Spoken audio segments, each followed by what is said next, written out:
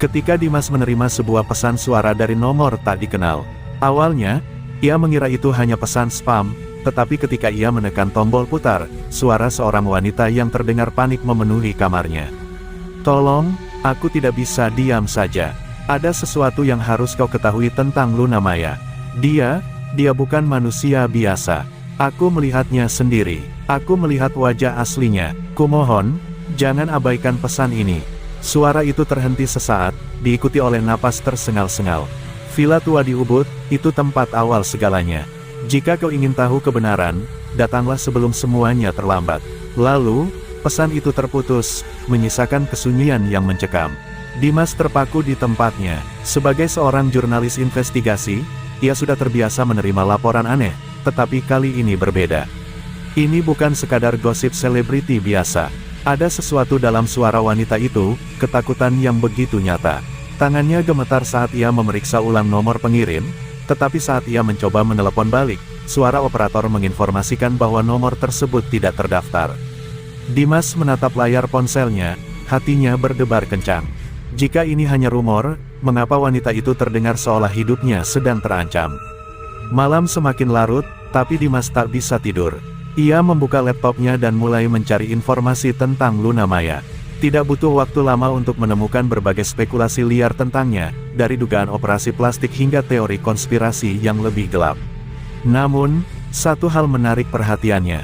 Seorang mantan asisten pribadi Luna pernah menghilang secara misterius setelah berhenti bekerja dengannya.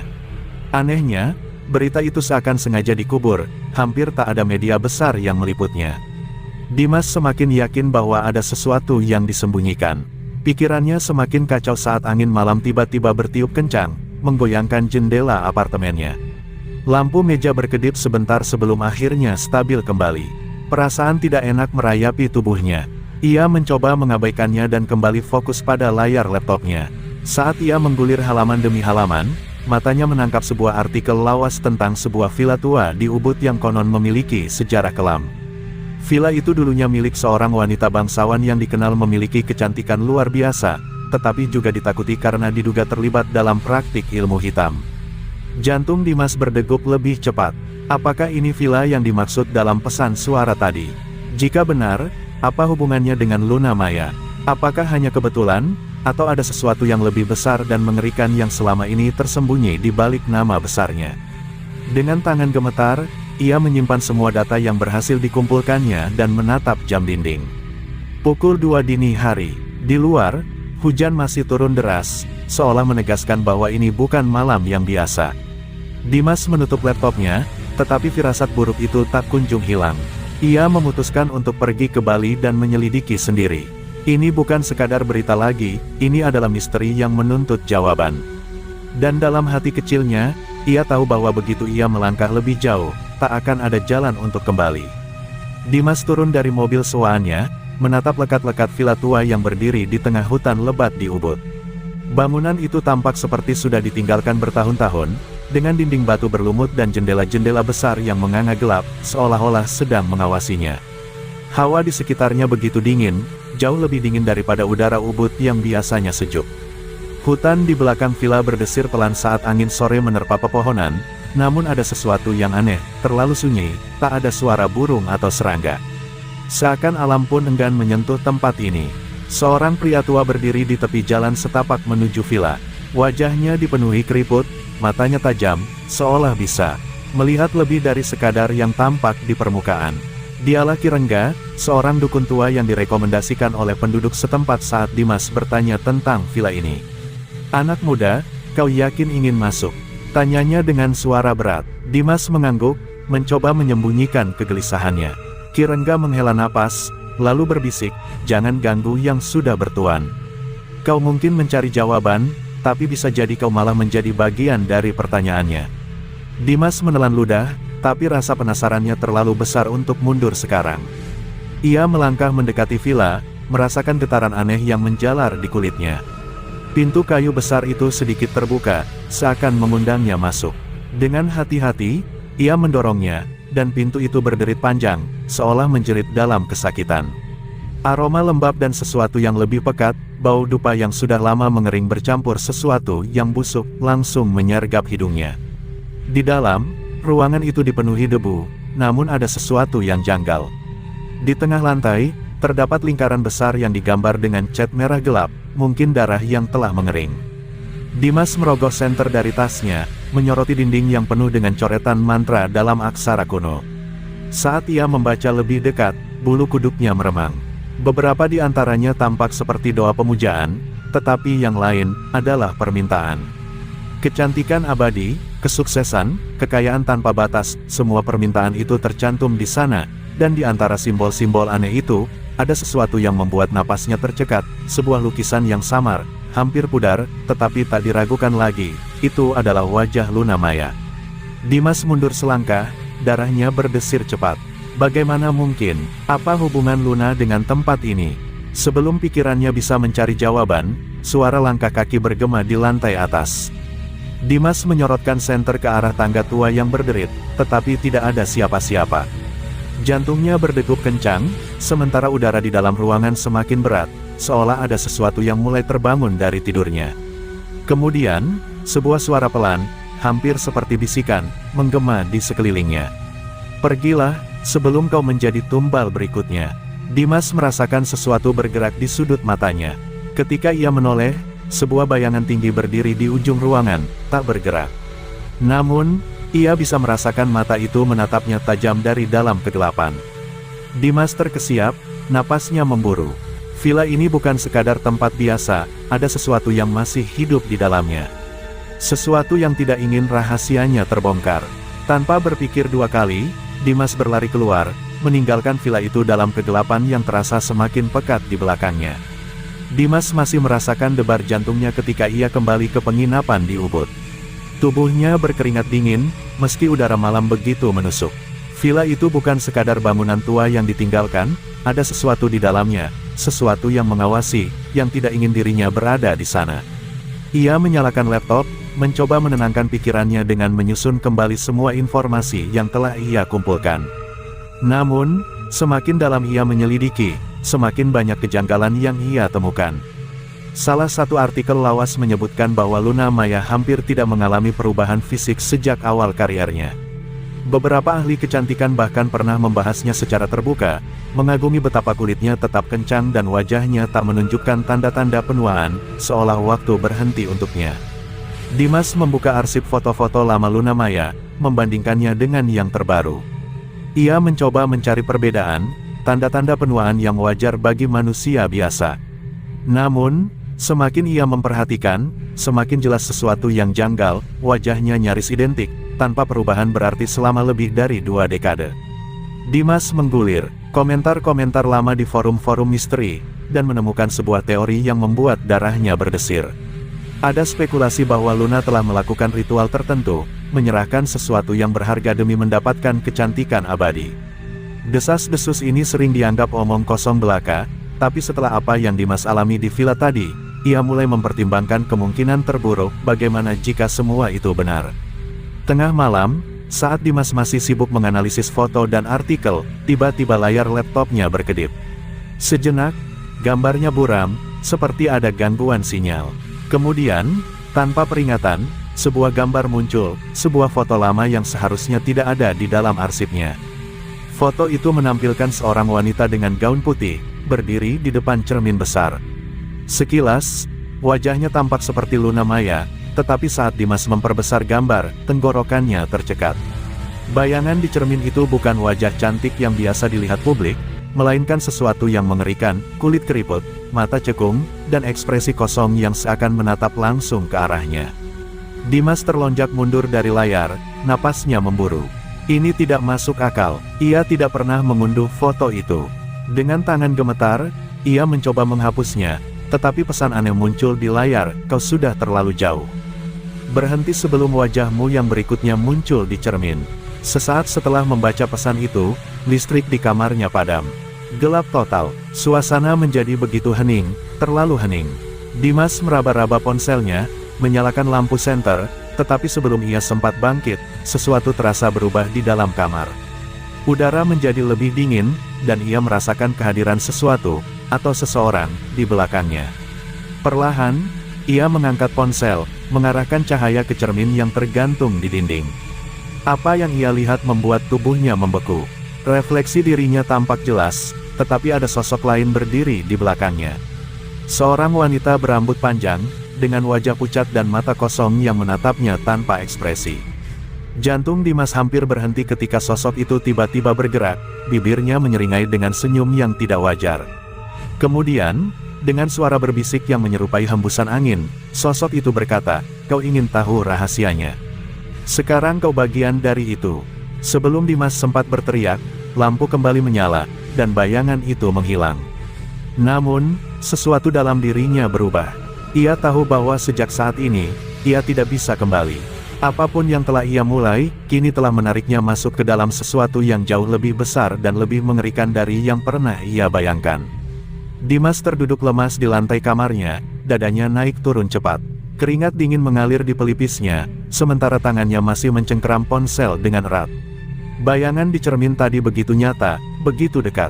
Ia mencoba meyakinkan dirinya bahwa itu hanya ilusi, efek dari kelelahan atau mungkin sugesti dari semua hal yang ia baca tentang Luna Maya. Namun, perasaan tidak wajar itu tetap menggantung di udara, seperti sesuatu yang tak kasat mata masih mengawasinya. Ia merasakan ketakutan yang belum pernah ia rasakan sebelumnya, bukan hanya ketakutan akan apa yang dilihatnya, tetapi ketakutan bahwa ia telah melangkah terlalu jauh ke dalam kegelapan yang tidak seharusnya ia sentuh. Ponselnya tiba-tiba bergetar, membuatnya tersentak. Sebuah pesan masuk dari nomor tak dikenal. "Kau sudah melihatnya. Sekarang, jangan berpikir untuk mundur." Jantungnya berdebar lebih kencang. Ia mengetik balasan cepat, "Siapa kau?" Namun, pesan itu gagal terkirim, seolah nomor tersebut tidak pernah ada. Dimas menggigit bibirnya, mencoba berpikir jernih. Apakah ini permainan seseorang? Ataukah ada kekuatan yang lebih besar sedang mencoba memperingatkannya, atau justru menjeratnya lebih dalam? Pikirannya masih berkecamuk ketika layar laptopnya kembali menyala dengan sendirinya. File yang tadi ia tutup kini terbuka lagi, menampilkan foto Luna Maya dari berbagai era. Tapi kali ini, ada sesuatu yang berubah. Di setiap foto, di latar belakang yang seharusnya kosong, muncul bayangan samar yang perlahan menjadi lebih jelas. Sosok yang sama dengan yang ia lihat di cermin. Mata kosong, bibir menyeringai, seolah-olah sedang mengawasi. Dimas merasakan bulu kuduknya berdiri. Ini bukan kebetulan, sesuatu ingin memberitahunya sesuatu, atau memperingatkannya. Dengan tangan gemetar, ia menelusuri lebih dalam. Hingga ia menemukan sebuah foto langka, diambil pada awal karir Luna. Kali ini, bukan bayangan yang muncul, melainkan detail lain yang membuat napasnya tertahan. Di sudut foto, hampir tidak terlihat, ada seorang wanita tua dengan wajah yang sangat mirip dengan Luna. Kerutan di wajahnya, sorot matanya, semua sama, hanya lebih tua puluhan tahun. Seakan-akan itu adalah wajah asli Luna yang tersembunyi selama ini. Dimas mundur dari layar, pikirannya berputar cepat. Jika teori yang ia baca benar, maka ini bukan hanya tentang pesugihan biasa. Ini tentang perjanjian yang melibatkan pengorbanan yang jauh lebih mengerikan. Jika kecantikan Luna abadi, maka siapa yang menanggung beban penuaannya? Apakah sosok yang ia lihat di cermin dan foto itu adalah bayangan yang menyerap waktu yang seharusnya berjalan untuk Luna? Ataukah lebih buruk, Luna telah mentransfer penuaannya ke orang lain? Ketakutan semakin mencengkeram Dimas. Ia merasa seperti ada sesuatu yang mengawasinya, lebih dekat dari sebelumnya. Suara berbisik kembali terdengar, kali ini lebih jelas, berasal dari cermin di depannya. "Kau sudah melihat kebenarannya, sekarang, lihatlah apa yang terjadi pada mereka yang tahu terlalu banyak." Refleks, Dimas menoleh ke cermin. Kali ini, ia tidak hanya melihat sosok wanita itu, tetapi juga dirinya sendiri. Namun, yang terpantul di sana bukanlah wajahnya yang biasa, melainkan wajahnya yang menua dengan cepat, seolah-olah waktu sedang mencuri hidupnya. Seketika, rasa sakit yang luar biasa menjalar ke seluruh tubuhnya, membuatnya menjerit dalam ketakutan. Dimas terjatuh ke lantai, tubuhnya gemetar hebat. Rasa panas menjalar di bawah kulitnya, seolah ada sesuatu yang menarik kehidupannya keluar dari dalam tubuh. Ia menatap bayangannya di cermin dengan ketakutan yang tak bisa dijelaskan, wajahnya yang seharusnya muda dan segar kini tampak lebih tua, dengan garis-garis halus yang muncul di dahi dan pipinya. Napasnya tersengal, keringat dingin mengalir di pelipisnya. Ini bukan ilusi, sesuatu benar-benar sedang terjadi padanya. Ia meraih ponselnya dengan tangan gemetar, mencoba menelepon seseorang, siapa saja, tapi layar ponselnya justru menampilkan bayangan samar seorang wanita berambut panjang, menatapnya dengan tatapan kosong. Panik, Dimas menendang cermin hingga pecah berkeping-keping. Namun, alih-alih menghentikan rasa sakit yang menyiksanya, suara tawa lirih menggema di seluruh ruangan. Suara itu bukan berasal dari satu orang, melainkan banyak, seperti ratusan suara yang bersatu dalam kegilaan. Kau ingin tahu rahasianya? Suara itu berbisik dari sudut-sudut kamar yang gelap. Mereka yang menyentuh rahasia ini akan membayarnya dengan apa yang paling berharga. Dimas menutup telinganya, mencoba mengabaikan suara-suara itu, tapi kata-kata mereka terus menusuk ke dalam pikirannya. Dalam keputusasaan, Dimas mengingat Ki Rengga, dukun tua yang sebelumnya memperingatkannya tentang villa terlarang di Ubud. Jika ada seseorang yang bisa membantunya, mungkin hanya dia. Dengan sisa tenaga, ia meraih jaketnya dan berlari keluar dari penginapan, meskipun malam telah larut dan jalanan begitu sepi. Ia hampir tak bisa merasakan tubuhnya sendiri, entah karena kelelahan atau karena sesuatu sedang menggerogotinya dari dalam. Setiap langkah yang diambilnya terasa lebih berat, seolah gravitasi menahannya, seolah ada kekuatan yang mencoba mencegahnya melarikan diri. Setelah hampir setengah jam berjuang, Dimas akhirnya tiba di rumah Ki Rengga, sebuah gubuk kecil yang dikelilingi dupa dan sesajen. Ki Rengga sudah menunggunya di ambang pintu, seperti telah mengetahui bahwa Dimas akan datang. Tatapan matanya tajam, penuh pemahaman yang mengerikan. Tanpa banyak bicara, ia menarik Dimas masuk dan menutup pintu rapat-rapat. "Aku sudah bilang," gumamnya sambil menyalakan dupa, asap putih mengepul di udara. "Kau telah menyentuh sesuatu yang tidak seharusnya. Sekarang kau terikat padanya." Dimas hampir tak bisa berkata-kata, tubuhnya lemas.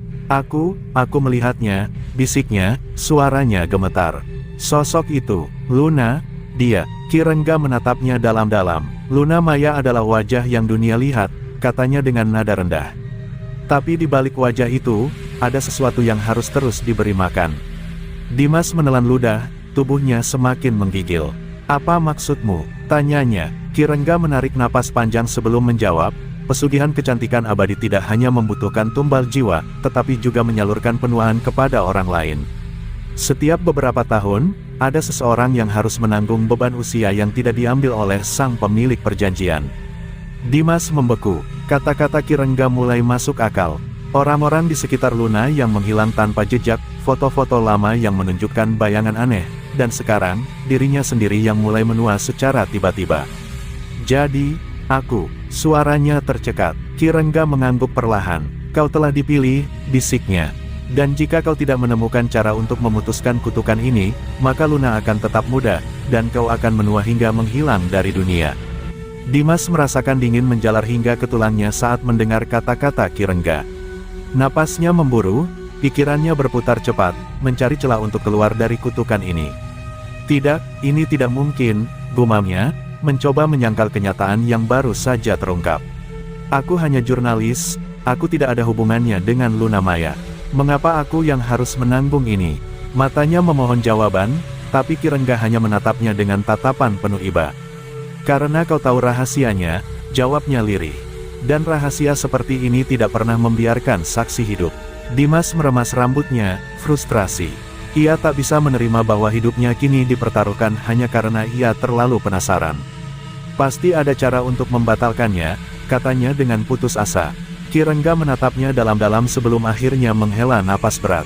"Ada satu cara," katanya sambil mengambil sebuah mangkuk tanah liat dari rak kayu tua. Di dalamnya ada cairan hitam pekat yang berbau menyengat. "Ini adalah minyak pemutus perjanjian. Tapi untuk menggunakannya, kau harus menemuinya langsung, dan membuatnya kehilangan kendali atas dirinya sendiri."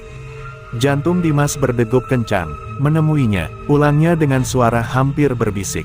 "Maksudmu, aku harus berhadapan langsung dengan Luna Maya?" Ki Rengga mengangguk. "Kutukan ini bekerja dalam keseimbangan. Jika Luna bisa mempertahankan ketenangannya, ia akan tetap menguasai perjanjian ini. Tapi jika ia kehilangan kendali, jika ia takut, marah, atau terguncang, maka perjanjian akan melemah. Saat itulah kau harus mengoleskan minyak ini padanya." Ia menyerahkan mangkuk itu kepada Dimas, yang menerimanya dengan tangan gemetar. "Tapi ingat," lanjut Ki Rengga, "jika kau gagal, kau tidak akan punya kesempatan kedua. Dimas menatap cairan hitam itu dengan tatapan kosong. Ini gila, bagaimana ia bisa mendekati Luna Maya? Ia hanyalah seorang jurnalis biasa, sementara Luna adalah salah satu artis paling terkenal di negeri ini. Tapi pilihan apa lagi yang ia punya? Jika ia tidak melakukan sesuatu, ia akan menua dan mati dalam hitungan hari. Dengan tangan gemetar, ia memasukkan minyak itu ke dalam botol kecil dan menyelipkannya ke dalam sakunya. Aku akan melakukannya, katanya dengan suara serak.